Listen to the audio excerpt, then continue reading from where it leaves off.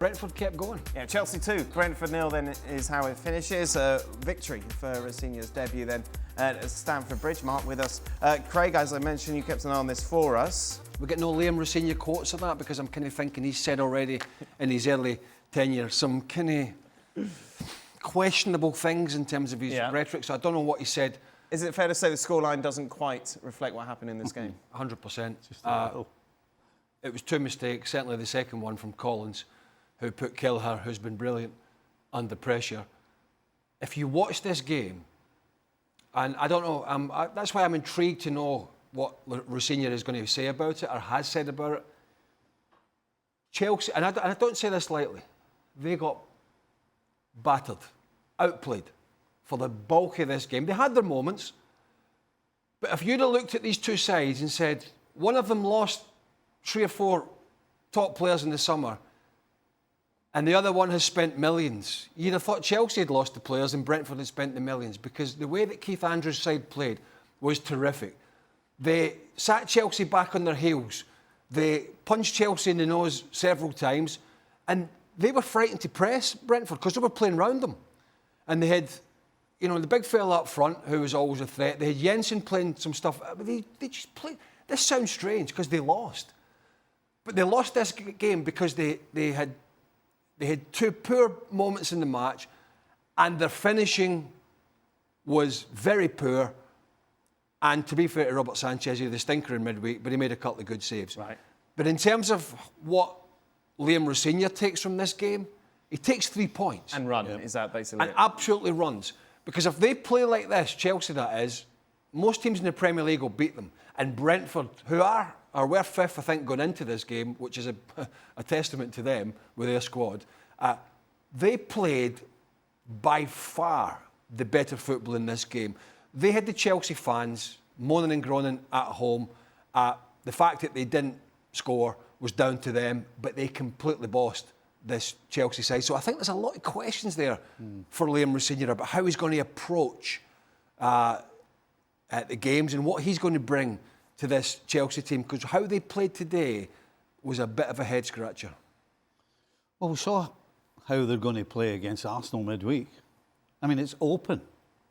And so, unless you're so dominant and then you're creating and taking your chances, you're leaving yourself open.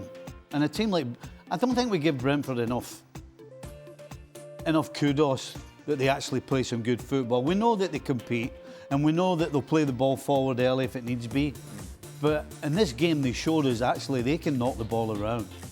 And so you have to ask yourself, what is Rosenior going to... Is he going to keep playing open attacking football against everybody, home and away? Because if he does, it's going to be great to watch, but unfortunately, he's not going to get many wins, because that back line isn't capable of stopping most teams. So, Brentford, they're way better than I thought they were. I didn't give them enough kudos, but Chelsea, they're way too wide open. It's all this lovely, we're going to play football patter. Sometimes it doesn't work, and when it doesn't work, you have to change. And they never changed anything the whole game. Kudos to you. Thank you. Oggy, any business that Chelsea will do now in the next couple of weeks? Well, they want a defender, but you never know with Chelsea, because Chelsea seem to go into every window saying, we'll have a quieter window this time. We'll get to the last week of it and they start throwing money around. So, they do need a centre-half. They were looking at Mark Ogden, but that was never going to happen with City and Liverpool in there. So I think they would look to do anything at the back end of the pitch. I think they're okay in attacking sense. They've got a lot of wingers, a lot of forwards, but they need a centre-half. But whether they can find one or not, I'm sure they will, because that's what they tend to do, but they are looking for a centre-half.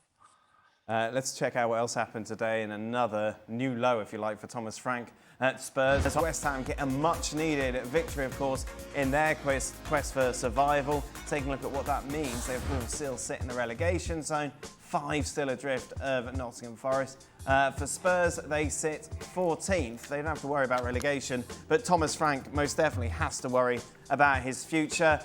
He's a dead man walking, isn't he, Mark? Yeah, I think he is, and it's because it's the fans that have turned against Thomas Frank way before the club have lost patience with him. I think the club would like to stick with him, but the fans are booing him off at every game now. The fans just don't like him. They don't like his football. They think he's he just doesn't get the Tottenham way, and we know that the Tottenham way is to play a certain style of football, and it's cost a lot of managers the job at Tottenham, but he just doesn't fit there, and I think that's the issue. And I think next week they got Burnley away, which is, they have to win that game if Thomas Frank's still in charge.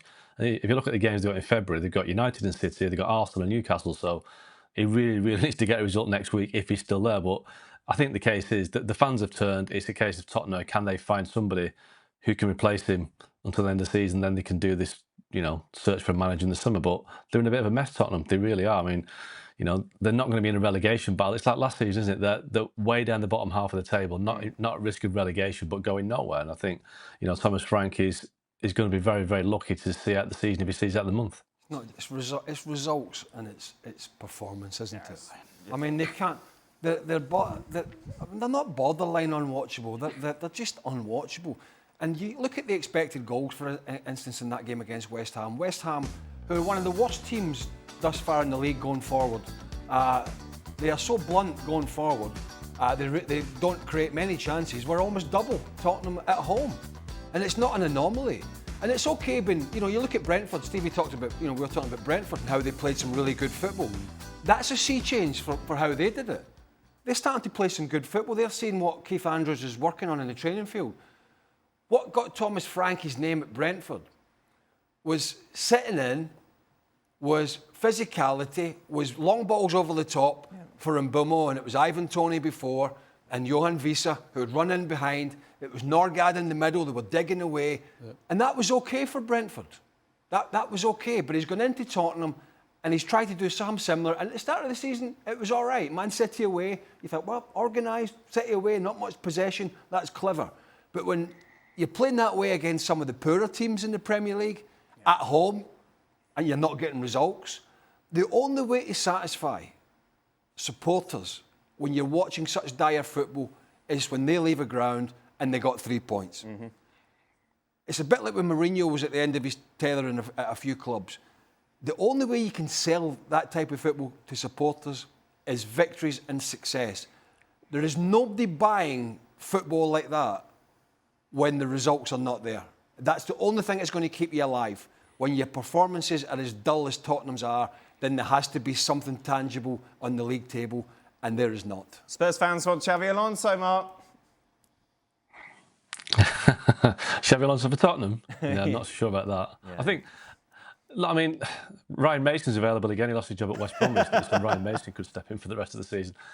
But Spurs have got, and the problem that Tottenham have got is if they do get rid of Thomas Frank, they're up against Man United, who are looking for a manager as well. So that will automatically diminish their chance of getting a coach. Real Madrid might want a permanent manager soon. So Tottenham are going to be looking at, they're going to be fifth or sixth choice with these top managers. So again, that's an issue. So I do think Oliver Glasner's a shout for Tottenham, but whether he wants to risk his reputation, I'm not too sure. Anything you want to add, Stephen? No, you're done. When your own fans at home are singing, you're getting sacked in the morning, you're in trouble.